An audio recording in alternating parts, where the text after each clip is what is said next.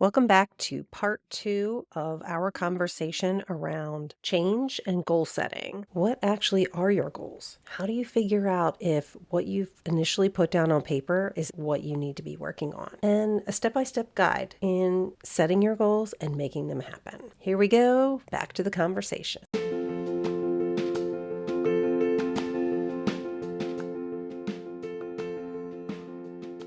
Welcome to the Wellness Empowerment Project. I'm Trish. And I'm Julie. We are two nurses exploring holistic healing and wellness practices to empower you to be the leader of your own health. Join us as we try out new things, or as we call it, weird shit, and have some fun along the way.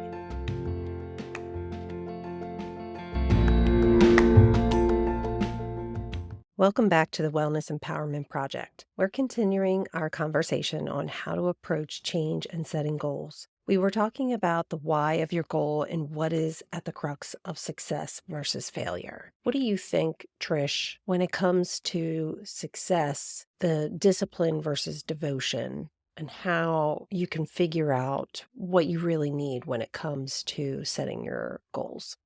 Just like you do the discipline piece, but this one is more of what do we need to help you be successful? And that can look like boundary setting to ensure that you have boundaries put up so you have the space to achieve whatever goal you're looking at to get those daily things done. As in, do we need to get the self-confidence together? So if someone offers you, you're able to say no politely, depending on where you are. Let's face it, a lot of people are like, oh, it's not polite to say no. Let me just have the cake anyway. No, it's okay for you to uphold that boundary for yourself. That's where it could be also working on not just your boundary setting, but your own assertiveness with yourself and with other people, your courage to even say so, but also with those things, holding yourself accountable. I feel like on the discipline side, self-accountability isn't an issue. If anything, and I think one of my old bosses said this, there's no need for the self-flagellation if you veer off course. But if you give yourself too much grace and you're not holding yourself accountable, it's not that you just haven't created boundaries for other people to respect your time and space and what you are focusing on, but you also haven't created those boundaries within yourself. You're breaking a promise to yourself, then you are not building trust, that self-trust within yourself.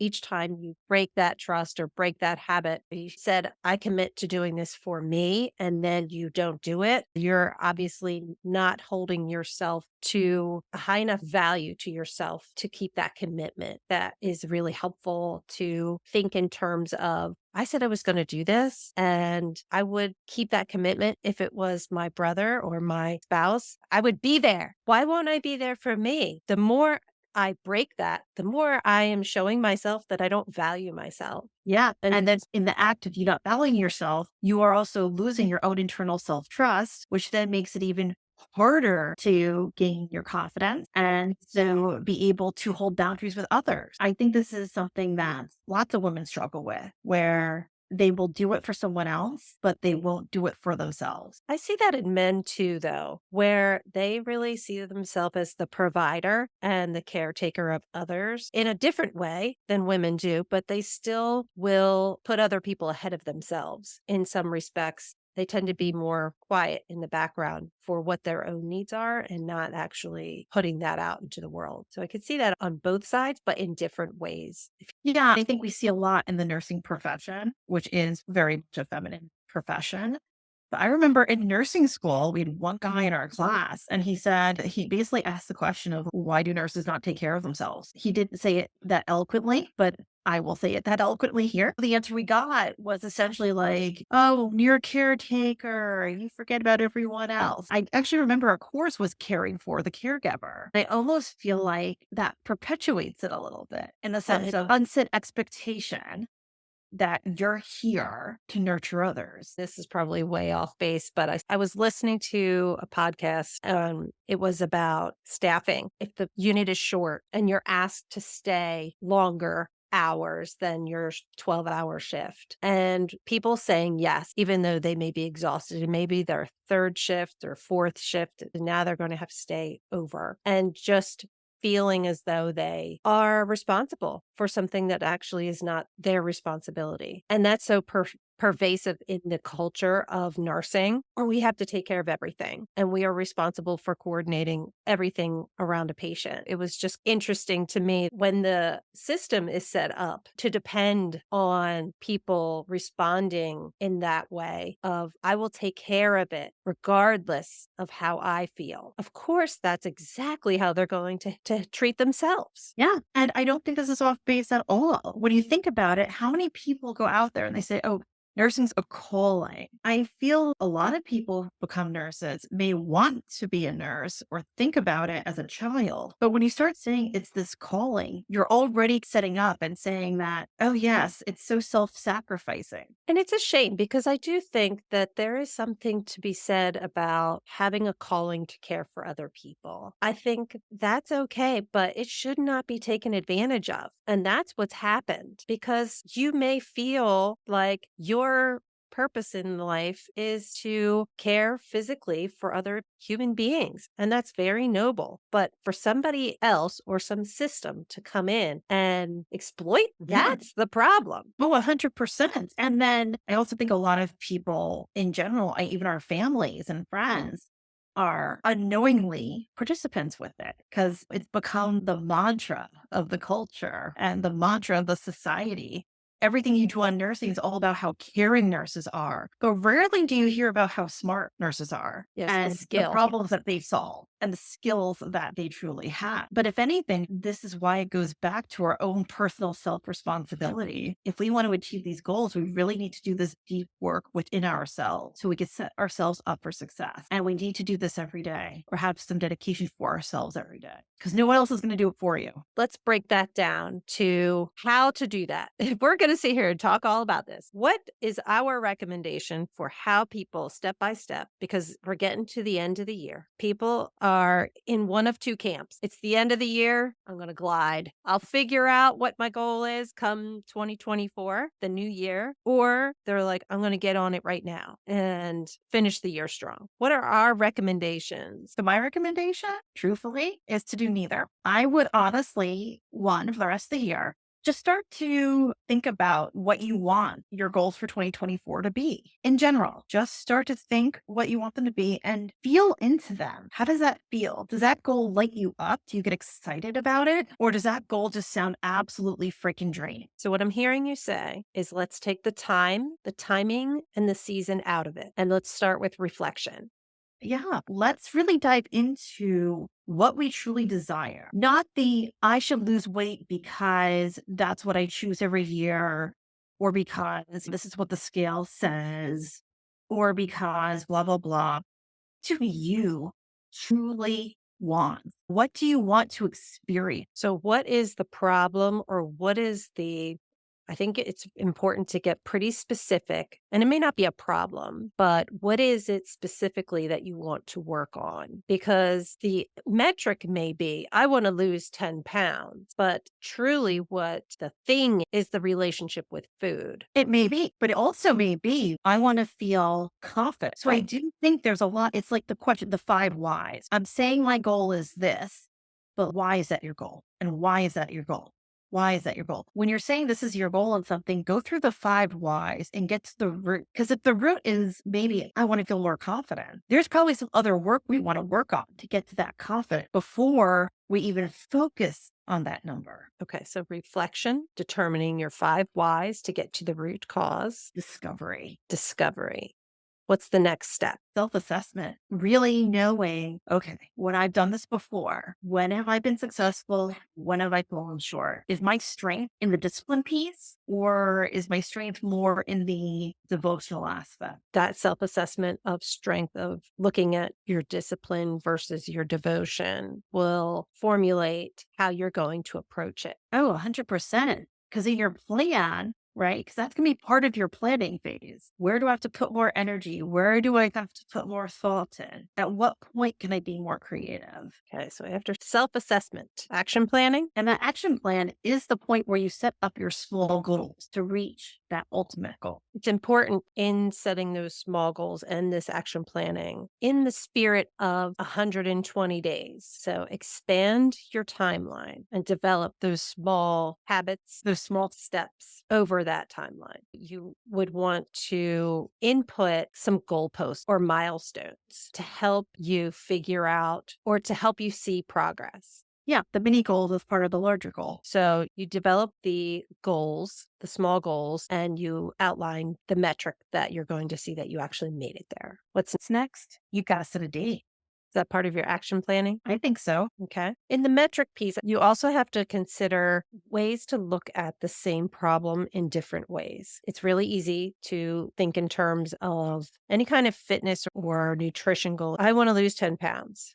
But what are other ways for me to see that I'm making progress? That could be, how do your clothes fit? It could be measurements, because your weight may stay the same, but your measurements change. How do I feel? Do I have more energy? Do I have less brain fog? In terms of something like, I want to build more confidence, what types of metrics would you put out for that type of goal? So we're looking at trying to build more confidence. I would first want to see, okay, in what area are we wanting to build more confidence in? And then dig down to the why of that and see what we want. How do we want that to be reflected?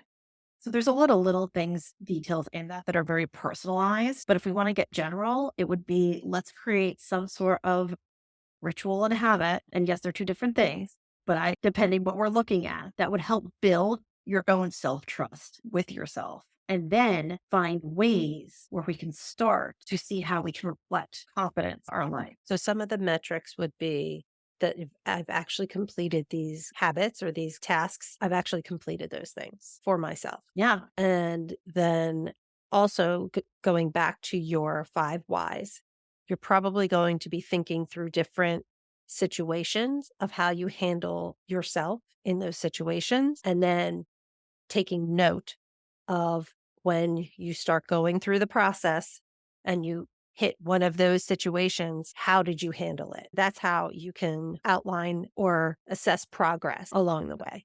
Progress doesn't always have to be a number. A progress could be how you handle the situation. It could be a feeling that you've experienced. It could be anything. As long as it's something that is tangible to you personally. And when I say tangible, it doesn't mean to be touched physically. It could be tangible, something you feel. Okay. A very broad example. This is something that I noticed. I had a pretty stressful situation come up, and I noticed how, with these years of nervous system work I've been doing through the yoga practices, how I responded differently. I knew in the past, if the situation came up, my anxiety would come up. I would start reaching out and be like, what can I do to fix it as quick as humanly possible? Very shallow breathing, lots of nervousness. Stress, it would be going through my mind like crazy, overthinking. I noticed now when this situation came up, it was very different. I haven't been overthinking. I've been very calm about it. Actually, what I did differently is I allowed myself to feel the emotions, and then I was able to clearly take an action plan and take those steps ahead. Now, from the outside, not everyone may see the difference, but internally, I feel the difference and I've noticed the difference. And I think that is also the most important thing, is how do you feel? So really outlining different ways that you can measure your progress. There Then may you be go, things that come up that you don't even realize too. then you go into the do phase. And Now then you're we gotta actually take action. We got to take action, and then we have to commit to it. commit and do it. And then also a plan for if you step off, how are we going to handle it? I'm committing to being 40 days of dairy and gluten free. What's going to happen if I go off? How am I going to handle that situation? For whatever reason it is. Yeah. So your contingency plan. Let's build in the compassion. And on the flip side, you're also going to build in the discipline.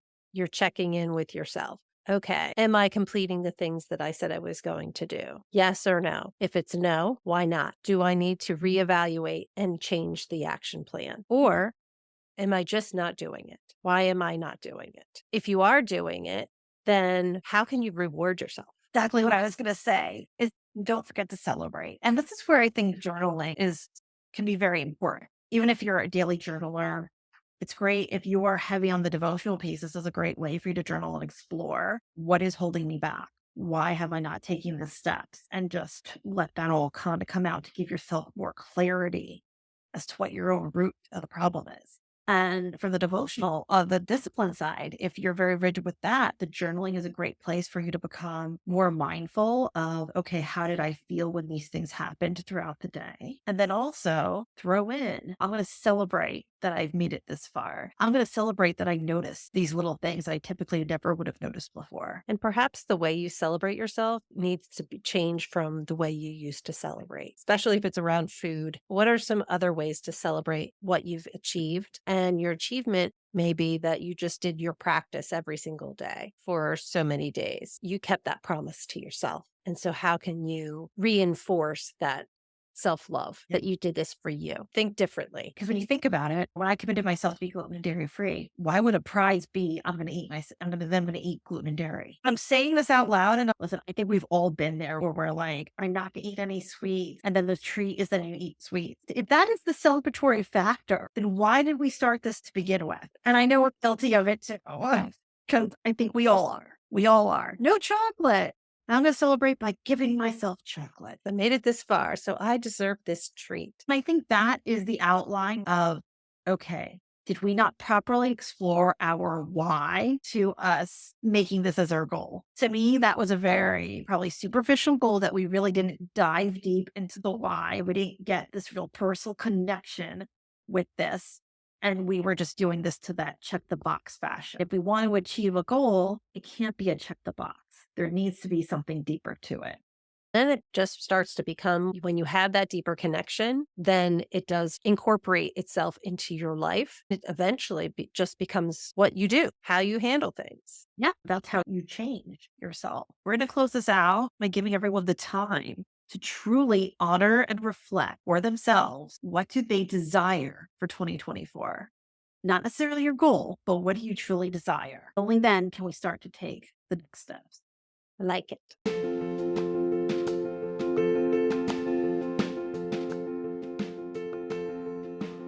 Thanks for joining. If you enjoyed this episode, please follow, subscribe, and share with a friend.